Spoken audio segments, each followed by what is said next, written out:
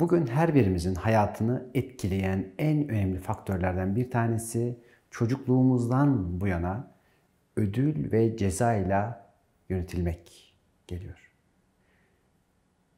Güzel bir şeyler yapıldığında sana aferin, alkış, ama hoşumuza gitmeyen bir şey yapıldığında belki ceza. Bu yöntem ve sistemle çoğumuz büyüdük. Ama bugün hayatımızı bunlar yönetiyor olabilir. Özellikle ağrılar, sızılar, rahatsızlıklar, hastalıklar ve hayır diyememek veyahut bir kişiye efendim diye itaat etmek veya köle olmak durumlarının bile kökeninde, özünde böyle bir nokta yatıyor. Özellikle çocukluk çağlarından itibaren bu aferine alışmış olmak, sanki başarınca sevileceğiz, bir şey yapıldığında onaylanacağız ve bu sefer dışarıdan onay beklemek, onaylandığında sadece evet ben demek ki değerliyim zannetmek. Yani kendi değerini dışarıya bağlamak. İşte bu kodlamalar her birimizin şu anda zihninde ve şuur altında belki bizi yönetiyor olabilir. Onun için buraya uyanmanın çok önemli olduğunu düşünüyorum. Gelin birlikte bu alanı keşfedelim, birlikte uyanalım.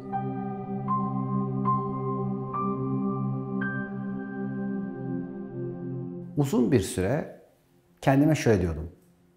Benim Allah'ım seven, sevgiyle yöneten, idare eden, kucaklayan ve niçin herkesinki böyle olmasın? Niye cezalandırıcı, kızıcı, kırıcı bir Tanrı'ya ihtiyaç var? Neden birileri böyle düşünmek ihtiyacında diye çok sorguladığım zaman ve dönemler vardı. Ve bazı daha geri kalmış ülkelere gittiğimde oradaki insanların realitelerini ve anlayışlarını seyrettiğimde gerçekten buna hak verdim. Korkuyla yönetilmeye, korkuyla idare edilmeye, o baskıya ihtiyaç duyan, evet dünyada bir sürü insan ve bir sürü varlık var. Ve hayat içerisinde bu farklı tekamül dereceleri bazen o baskıya, korkuyla bazı şeyleri yapıp yapmamaya ihtiyaç duymakta. Yani ceza olmazsa veyahut herhangi bir mükafat olmadığında bir şey yapmaya özenmek gibi herhangi bir adım atmama, kendisini geliştirmek veyahut bunu görmekten alıkoyan çeşitli enerji ve frekanslar olduğunu gördüm. Yani her birimiz illa bir ceza veya bir ödülle yönetilmek durumunda mıyız sorusunu o zaman bir daha sordum. İlla bir havuç bağlanıp o havucun peşinde mi hareket edeceğiz? Veyahut hani Yunus Emre'nin dediği gibi cennet cennet dedikleri birkaç köşkle işte birkaç huri. İsteyene diyor ver onları, bana seni gerek. Yani senin havuçların, dışarının bana verdiği herhangi bir şey beni güdemez, yönetemez. Ben zaten bunu kalbimde hissediyorum ve bu kalbimde hissettiğim alanda kendim giderim. Bana gerek olan şeyin ne olduğunu biliyorum diyor. İşte bizim de bu bilme haline, bu şuur haline gelebilmemiz önce kendi frekanslarımızı, bu ödül ve cezaya ihtiyaç duyan, korkuyla yönetilmeye ihtiyaç duyan taraflarımızı fark ederek buralardan yavaş yavaş sıyrılarak mümkün. Yani illa da dışarısı seni ittiğinde değil veyahut her an aslında sevildiğini bildiğinde, sistemin seni en mükemmel şekilde var ettiğini bildiğinde ve sen Allah'ın o sevgili çocuğu olduğunu hissedip fark ettiğinde dışarıdan illa da başka bir kişinin onayına ihtiyacın azalmaya başlıyor. Ve dışarıdan yerine onay merciği kendi kalbine ve kendi yüreğine koymaya başlıyorsun. Önemli olan senin gerçekten kendi vicdanında, kendi şuur bütünlüğünde kendi adımını kendi iradenle atabilecek ve kendi yolunu seçecek halde olman. Ama eğer ben şunu yaparsam onaylanırım ve sevilirim, zannı devam ediyorsa, kodlaması devam ediyorsa o zaman dışarısı ne diyor diye bakıyorsun ki sürekli değil mi diyorsun. Böyle değil mi? Yapayım mı, yapmayayım mı? Onaylıyor musun, onaylamıyor musun? Fark etmiyor bu annenin, babanın, karının veya kocanın veya müdür veyahut bir hocanın onayının olup olmamasına muhtaç olman. Öncelikle işte onun için kalbinin pusulasını açman, kendinden akanla buluşman ve her birimize aslında kainat internetinden an be an akanın duyulması, hissedilmesinin yollarının fark edilmesiyle mümkün. Yok eğer o aferin seni güdüyorsa, birisinin alkışı seni şevklendirerek hareket ettiriyorsa, birisinin beğenisiyle kendini beğenebiliyorsan, işte o zaman dışarının yönetimine muhtaç hale geliyorsun. Oysa sen kendi onay mercin olabilirsin. Yani aynaya baktığında onaylayacak olan sensin. Kendi yüreğine, kendi içine, kendi hayatına baktığında da sensin. Ama sen eğer dışarıyı ve başkalarını yargılıyorsan kendini de yargılıyorsun. Çünkü yargı her yerde aynı şekilde işliyor.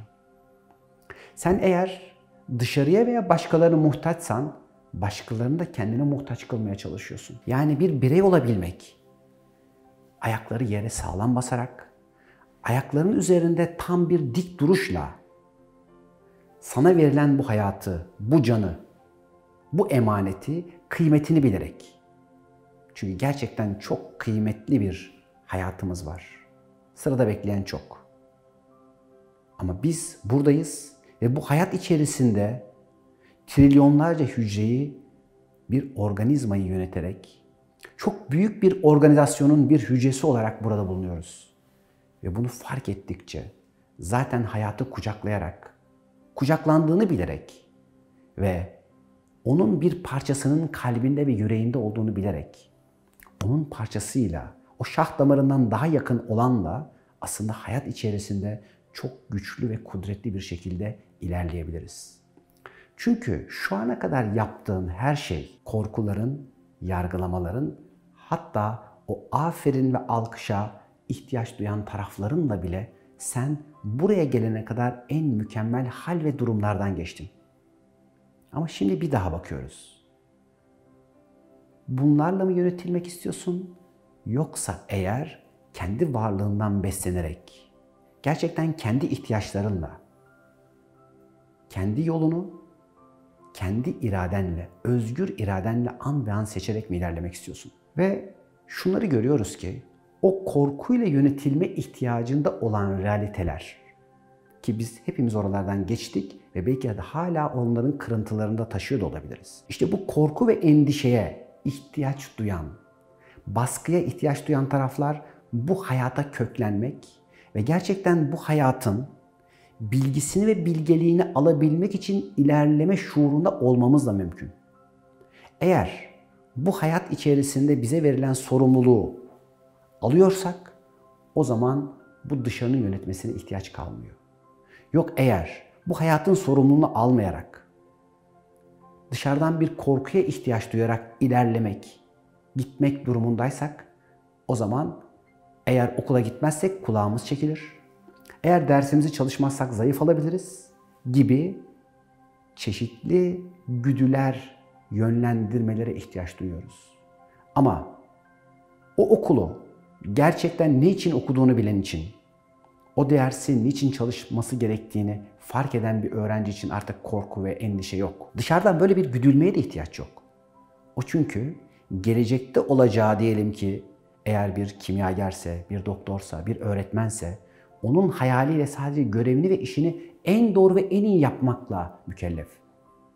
İşte o zaman gelecek planlarınızı güzel yaparak, nerede nasıl olmanız gerektiğinin hissini burnunuzda koklayarak ve fark ederek, geleceğin nereden nasıl çağırdığıyla buluşarak, bugün endişe ve korkuları bırakarak, dışarının yargılamalarını, yönlendirme ve sizin üzerinizdeki baskı ve tazyiklerinize ihtiyaçlardan özgürleşerek yepyeni bir hayata başlayabiliriz.